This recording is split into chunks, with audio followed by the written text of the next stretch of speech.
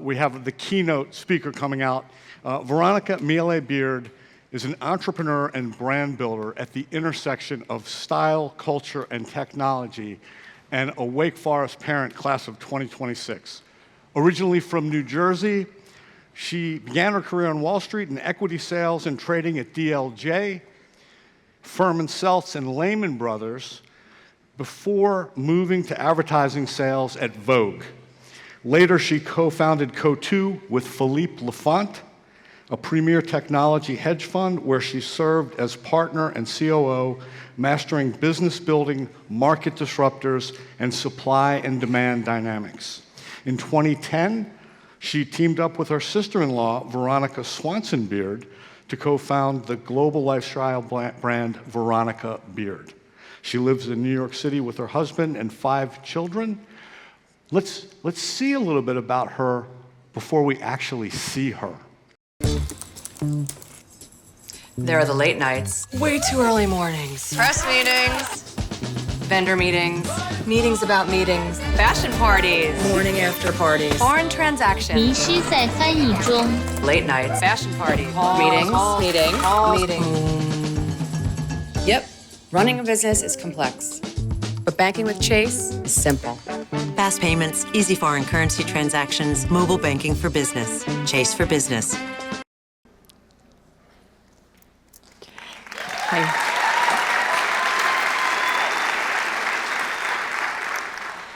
You guys wouldn't believe how many people see that video and say, your life is not really like that. Come on, who are you kidding? That's just a quick cut to make everything look crazy. But everyone in this room knows that you don't need flashy editing to capture the craziness that goes along with being an entrepreneur. Despite the insanity, I look out at all of you this afternoon, and I think you are the luckiest people in the world. You are so fortunate to be part of an entrepreneurship program that's a catalyst for your growth and development.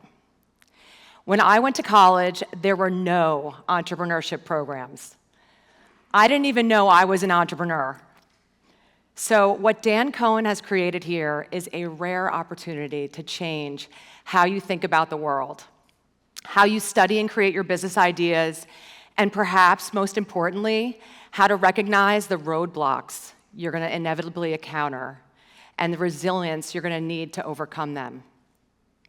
I read that Jeff Bezos, a fellow introvert, once said, "Entrepreneurship is the art of staying calm while the house is on fire." That spoke to me in a major way because looking back at my life, I realized I thrive in chaos. I love hearing the word no.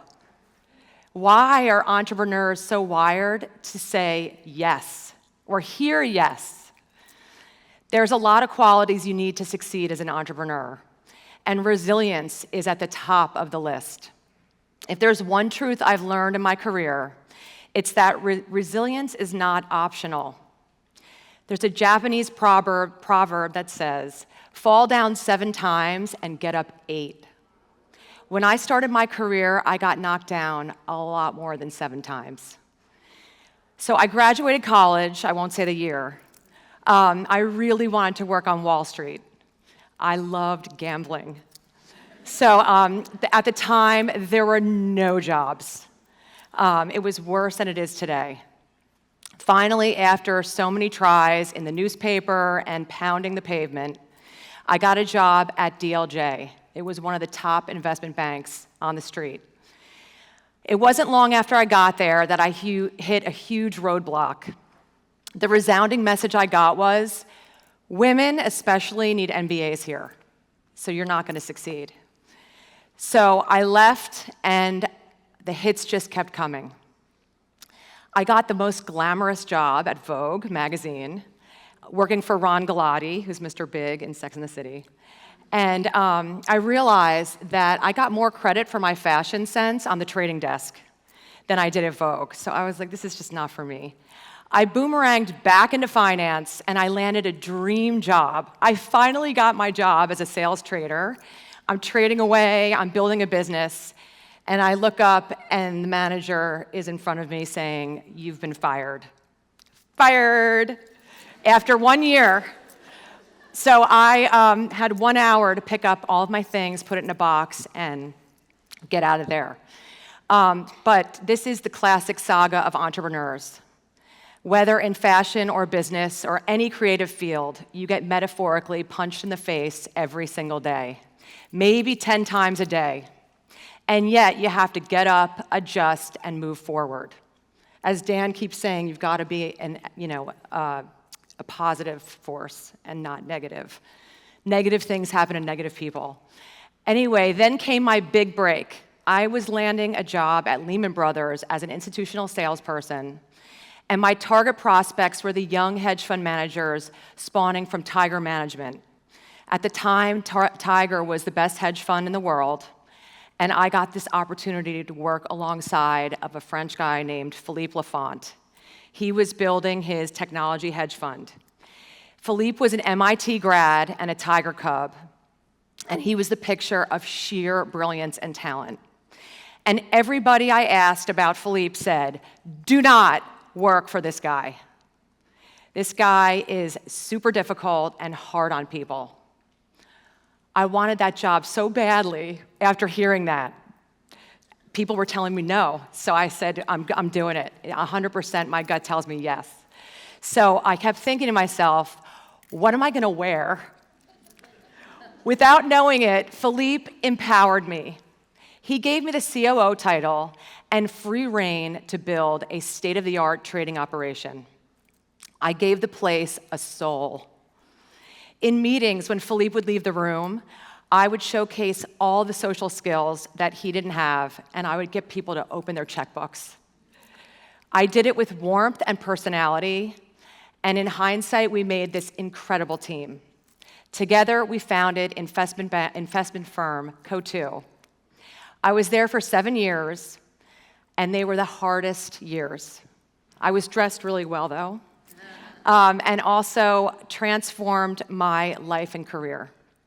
What I learned from Philippe would be invaluable in establishing an entrepreneurial mindset.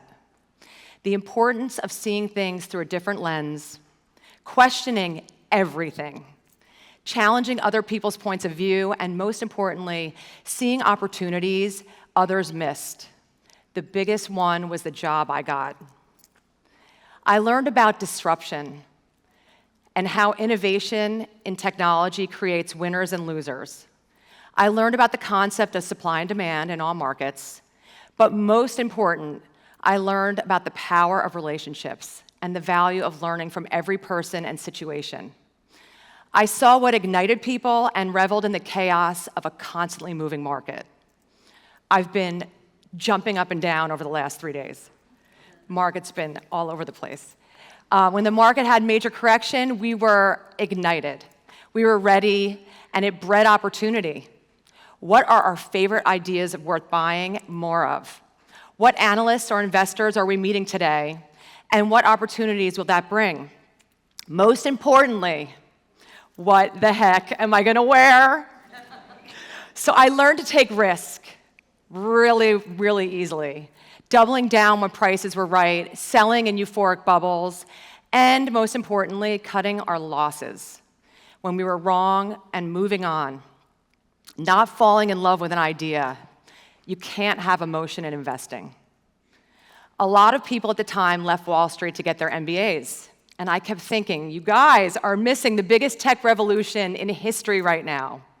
Remember, it was the helm of the iPhone and the internet, and AI came way later, but we didn't even have video games the way you have today. We were stuck on the computer looking at the latest drop from Net-a-Porter. I realized the value of timing, not just market timing, but carpe diem. Seize the day. And Philippe always said, never build a stadium before the fans. So I realized the value of that statement every day. Today, Co2, by the way, is the most powerful technology hedge fund brand in the world. So during my time at Co2, I carried and delivered 3 healthy children. I don't know how that happened, but it did. There was never time to plan building a family. I just did it amongst the chaos of the desk, and my kids grew up Scarlett is here, by the way, my number 2. My kids grew up coming to work every day. Philippe would have his kids, and I would have mine. He has 6 today, and I have 5. Anyway, I lost that one. The next step in my career was devoting myself full-time to raising my children. So I left Co2 after the 3 kids were born. I took a year out to have baby number 4, and I realized this is way harder work than being at that desk with Philippe. I have to go back to work. What am I doing? Oh no, this just went blank. Okay. Wait, we have to move it up. Move it up. Anyway, they like left me blank here. Okay. Okay, here we go. I kept asking, wait, no, you're skipping it. I kept asking myself, you guys, what is the void, okay? As entrepreneurs, all we do is think about voids in the market. How can I make a difference? How can I change things up? Okay, here we go. These are important things that I want to teach you, so I have to get this right. Okay. What is the one thing that will ultimately change your life? I believe it's the confluence of all of the experiences that you had that come together to create one thing that can change everything. I believe it because I am living proof of it. It's about spotting that void and coming up with an innovative way to fill it. This is the opposite of creating something incredible first and then waiting for the world to recognize it. I call this the field of dreams fallacy. For those of you who have not seen the movie, the famous line is, if you build it, they will come. That may be great dialogue, but it's terrible strategy for an entrepreneur. Making something beautiful, innovative, or brilliant does not guarantee success. So first you have to identify the problem, the void that needs filling, then you have to push harder, refine, market, and most importantly, solve the problem. For me, spotting the void happened 15 years ago. It was 7 o'clock in the morning. My husband's getting ready for work. Chaos as usual, babies crying, apartments asty. I watched him get ready to conquer the world in his own way. I witnessed a remarkable transformation. I'd seen it hundreds of times, and I could see it in his eyes that it made him feel invincible. It happened when he slipped on his stunning Italian suit jacket and tie. And it was suddenly like Clark Kent changing into his Superman cape. I suddenly dawned on me, if only women could experience that feeling. Why did women not have a superhero cape? That was the moment the Veronica Beard Dicky jacket was born. And that's my origin story. Every woman needed to try this jacket. It was going to change her life. So together with my sister-in-law, also named Veronica Beard, we rolled up our sleeves and got to work. We set out to create this uniform for the modern-day woman, and the Dicky jacket was the first piece of that uniform. We rummaged through dusty, crowded garment districts, stores, just for the right remnant fabrics, the ideal gold-crested buttons. It was not glamorous at all. And by the way, I was pregnant with baby number 5. So was this risky? Of course it was. But throughout this entire process, we subjected our idea to what we thought were the ultimate tests. Every time we did, our conviction doubled and tripled and snowballed. We knew it would fill this void. We even put it to Larry Page's toothbrush test. It is a test that you use to see if a product that you will be used twice a day, every day, something that will improve your life. We knew our jacket would do that one better. It wouldn't be a product that you use twice a day, but all day. It complemented her jeans, her business suit, and her Lululemon workout outfit. It had versatility and convertibility. She could change her Dicky to suit her mood or destination, and it was layering with no bulk. It also fit like the Dolce & Gabbana jackets I used to wear on Wall Street, but it was a third of the price. That toothbrush test is what every entrepreneur needs to keep in front of their mind at all times. It's a litmus test that's extremely valuable because sometimes we fall in love with an idea and the passion can become a trap. You have to thread the needle between unwavering belief in your idea and the flexibility to adapt. We began designing for all the voids in our closets, and expanded into wovens, knitwear, denim, footwear, and now handbags. Every category we created followed the same criteria. We elevated her daily uniform. Things were amazing, and we were flying high, and then COVID happened. Women were not getting dressed because there was nowhere to go. We had to pivot quickly into yet more new categories, like elevated sweatsuits and off-duty pieces. When a lot of stores were closing, we opened stores in the South and did lots of events in states like Texas where the doors never closed. Jeff Bezos once again said, "The smartest people are constantly revising their understanding, reconsidering a problem they thought they'd already solved. The ability to change your mind is not a weakness, it's a competitive advantage." And beware of the 3 C's: complacency, comfort, and conformity.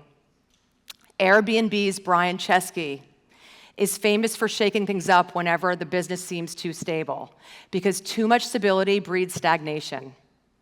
Playing it safe, playing not to lose, is the worst way to go about winning. There's nothing that triggers the kind of frenetic energy an entrepreneur needs more than having 100% conviction in solving a problem that truly matters. When you build something that improves people's daily lives, it fuels you, it sustains you. It's contagious, and it evolves into new categories, new demographics, new fabrics, and beyond.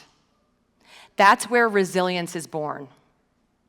Let's face it, living the life of an entrepreneur is just damn risky. But while risk is a trapeze act, resilience will always be the net underneath you. If you take the leap of faith and fall, resilience is what catches you, pushes you back, and urges you to swing again. So don't fall victim to the field of dreams fallacy. If you build it, they won't necessarily come. But if you solve it and it changes their life, they will come.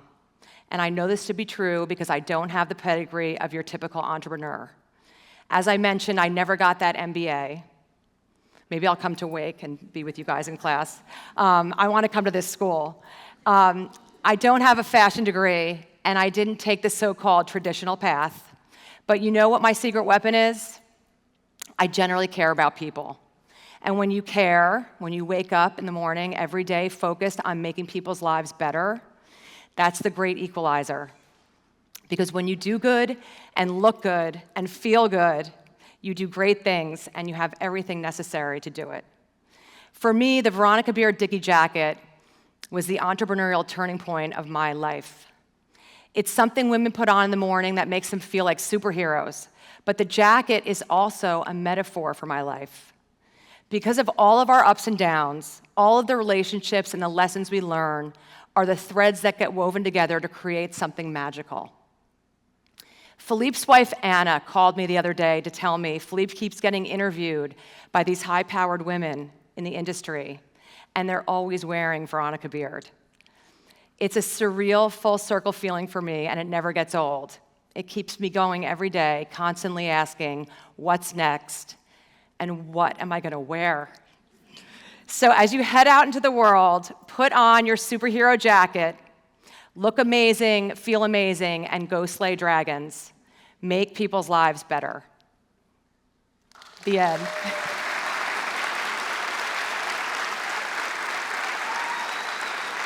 So, it's not over. Dan's going to ask me a couple questions. Veronica wanted to do this 2 parts with the keynote speech and then a fireside chat. So I've got some questions that we'd like to ask you, Veronica. Okay. So you have such a multifaceted background. You had a stellar career on Wall Street, and then you've built this company from scratch into an incredibly successful startup. So at Wake Forest, the path to a corporate job is a better worn path. More of our students go in that direction, although a growing number are now striking out on their own and doing entrepreneurial ventures, as we saw from Startup Lab Demo Day. You've experienced both paths. Could you compare and contrast what those 2 different lives are like? Well, as I mentioned, when you come up with your aha moment, it's from a lot of the experiences you had. Right. And so I don't think I could have had that idea if I didn't go through a structured preparatory experience. So I'm not saying not to get an MBA. I'm not saying not to work in an analyst program on Wall Street. I think they're all incredibly important. Or in med school or whatever you're going to do. But you can also be an entrepreneur in a little micro way. Sure. You know, you're an entrepreneur within this big organization. Dusty's an entrepreneur with what she does. It's the way you guys do it, the way that you think through your daily routine and the questions you ask about the business you're growing. You know, we can all be entrepreneurs in a bigger setting and then take that risk or that big jump when we're ready. Got it. Excellent. Thank you. So as you know, the motto for Wake Forest is Pro Humanitate, for the good of humanity. You seem quite committed to Pro Humanitate through VB Gives Back, which supports women, children, and families. Ooh. Oops. Yeah. Can you talk a bit about why VB gives back and does the right thing? Yes. First of all, that was me starting the desk pregnant. That was like when it was just two of us in the office, and that grew to be many, many, many people with a lot of computers. Right. Okay, so VB Gives Back is an amazing department that we have. It's an idea that building community, supporting and hosting all of these great organizations that women run. So this is us doing like pancreatic cancer. 1% of our proceeds of sales of that quarter go to the organization, and we host, you know, breakthroughs in medicine or things that we're passionate about. And another one that we did was I started a basketball program with the Boys and Girls Club out of Jersey City. And these kids would never, this is something that's dear to my heart, and this is how entrepreneurs think. These kids played basketball with my kids, but they never would have seen the court or schools. So I don't know if you guys just saw March Madness with Tahad Pettiford, and Thomas Sorber was in Georgetown. And these guys are going to the draft, and I've known them since they were babies at the Boys Club with zero aspirations for even playing a sport. Right. They were introduced to basketball, they climbed this ladder, and I had the guys all at the fashion show. Jonathan Kuminga's there, he's now on the Warriors. Oh, wow. But these were just kids, you know, right. And this is how these kinds of efforts that you do in life, if you take it and you make ideas out of it, if you make it an entrepreneurial effort, even in giving back, it can really change people's lives. Sure. And that is the point of the whole thing. Yeah, you mentioned the importance of solving problems. These are pressing social problems. Correct. Right? And they're what we're passionate about. We have pillars, right. Women's health, children, education, you know, and solving, you know, cancer and these kinds of things. Anything that touches our lives, and we get really, really involved. That's great. I'm sure that gives you a tremendous amount of meaning in your day-to-day. 100%. And it lends to business and what people care about. We care about what our customer cares about. Yeah, absolutely. So we've chatted about this offline. Research indicates that entrepreneurs are 1/3 born and 2/3 made, right? So there is some innate talent or capability that you either have or you don't have it. So what is that it? What is the part that is just kind of innate? Because we feel like we're pretty good at the developed part, but I'm really curious about what your take. What is it? What are you born with that makes you a great entrepreneur? I think it's that you think differently, and you don't want to take the route that everybody takes. Right. You know, and it's. I think that you just question things. You're always like pondering things, and people look at you like, "Are you crazy? That's what you got out of this?" And I know Dan is like that because we always go, you know, on a tangent about something else and what we're going to create next. But I think it's that, and I think it's this. You were talking about positivity and aura. Scarlett taught me about the word aura.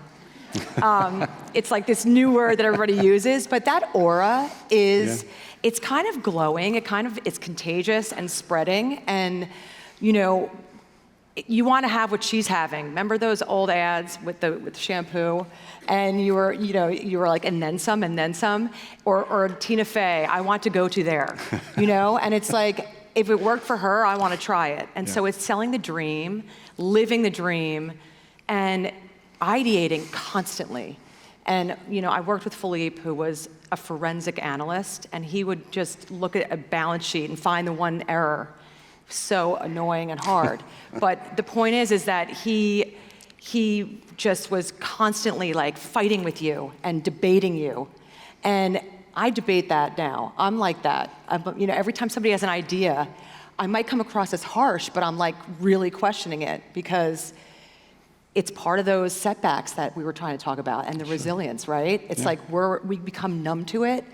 We really want to know the answers. Right. Well, and if you have tons and tons of ideas, you can't do them all, right? So you have to have a mechanism to evaluate. That makes great sense. You seem heavily involved in sports. I know you played high school sports and a little bit beyond that. What lessons learned as an athlete transfer over to being an entrepreneur? Two big things stick out. Coach K just spoke about this. I don't know if you saw it recently, but obviously it's teamwork and not being bigger than the whole. Yeah. And learning that, your place. And it's about pride, and if you lose, why did we lose? How are we gonna get better? But also, I don't have to be the best. I can be a supporting player and still, feel fulfilled, be a great contributor. You don't have to be the guy all the time. There's only like one Tiger Woods and one Michael Jordan, right? But there's a lot of Hartensteins. And, maybe we don't know some of these people, Kumingas, but these guys are really, really, really, really successful and incremental. And I look at companies like that, and, whatever your main talent is, go after that talent. Forget about your passion. Your passion will come later when you really figure out what you're good at. And it's like, if you're a good pitcher, go and pitch. We're going to use this kid anyway, because it all comes out in the wash. And I think a lot of times people, they set out to be something, and the disappointment either kills them and they leave it. Like in sports, you got to get up and you got to keep trying. You got to strike out less. Now I'm hitting, and you get better, you refine. And so I love sports for that.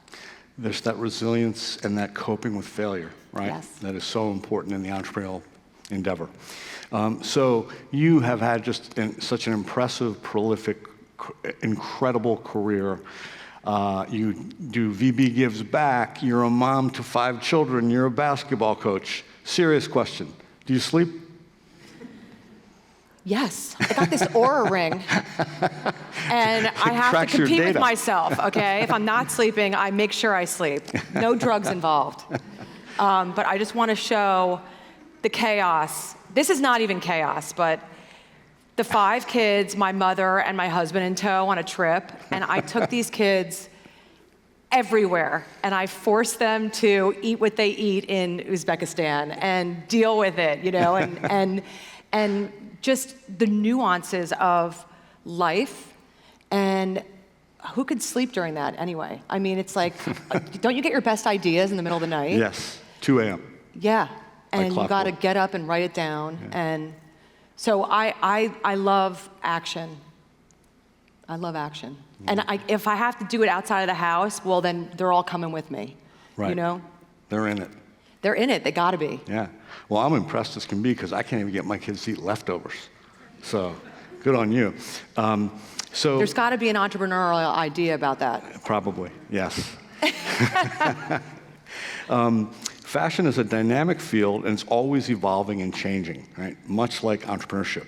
How do you roll with the daily smaller changes as well as the more seismic changes like AI? So I love change, and we pivot like crazy. I think I love a market that's moving like this, and I love, playing it and watching all the sheep run in and then reacting. And COVID was a disaster, and there's so many setbacks. And you have to look at AI as, instead of looking at it negatively and saying, oh, it's going to displace my job, I look at it like, this is helping me in the biggest way, right? It's like, let's work with this. It's breeding so many ideas for you guys. Sure. It's making my business better and faster and more, tailored to the customer, and it's informing me. But it's also, it is scary, and I love technology. So I think that it's something that we should, lean into and not run from. Yeah, embrace it, right? Roll with it. There's that positivity and that optimistic. Yes, frame. Yeah, yes. I love that. So reflecting back on your career and all that you've accomplished and all that you've learned along the way, if you could have a conversation with your 22-year-old self, what are a few lessons that you wish you knew then that you now know? Yeah. All right, I wrote these down. But I don't know. They change all the time. I told you before that Philippe told me, do not build the stadium before the fans. Yeah. So many times we set everything up and it's just perfect, it's just so, and it doesn't work, and they don't come. In life and in business, this is what Danny Meyer said, it's all about how you make others feel. Yeah. And this is something that I know Philippe had to learn early. I feel like I learned that really early because of that job, but if you make people feel good and you make people, if you solve their problem and you get them in your orbit, good things are gonna happen. Everyone's a customer, by the way, and you can't keep going back to the same person and then they're giving you this negative response. Change it. You gotta be able to change and not get stuck in your ways. Can't be stubborn, can't fall in love with your ideas. Resilience. That's basically my advice. I mean, I would tell myself, stop being so anxious. When I just want to show this one slide. I went into the fashion world, and I was a Wall Street person, right? And I was so daunted by these women, and it was the devil's wears Prada, and I was so intimidated socially. And I have brothers, and I'm like a guy, on the desk trading, and I have to deal with these women. And I'm there in this competition with Veronica at the CFDA, and we're showing our artistic talent and everything else. And I was just like, you know what, forget the artistic part. Every girl needs this jacket. I'm telling Anna Winter, everybody needs to try this jacket. And she was like, what design school did you go to? And I felt so badly about myself, and I was like, you know what? Screw that. Like, I know what I know. I know that I need this thing, and I know how it's supposed to fit. I don't need her telling me how fashion's supposed to be. You can't fall victim to the sheep mentality. Yeah. And social media and the bullying and all that. You got to step away. I wish I knew that when I was 20. It's all about confidence, Yeah, and in a way you have to kind of earn that right along the way. That gives you that confidence, that resilience. Yeah. True. And by the way, I'm spinning Anna Winter into a major positive because she gave us the opportunity to be in the room at all. At all. Right? Yeah. And so I had to change my outlook on it. Yeah, you seized it as, you framed it as an opportunity. Correct. Awesome. Last question. You mentioned the importance of sleep when you can get it. What are other ways that you rejuvenate? What's me time look like for Veronica Beard? Everybody has to get off this grid at some point. We travel, and we go to places that are like Tibet, before the Dalai Lama loses it, to the Chinese. Like, you gotta kind of immerse yourself in situations. Scarlett's cringing, okay? But those kind of lessons, that kind of like, when you see how privileged we are as Americans and as, college goers, we can afford college, we're all so privileged. Yeah. When you really immerse yourself in other cultures and understanding how the rest of the world works and how truly amazing we have it. I could never do what I did in business as a woman in many countries. you know, and in socialist countries, in communist countries, and it's so critical for all of us to see that firsthand. You see that we have a clean food system, we have clean water, we have opportunities some people will never see.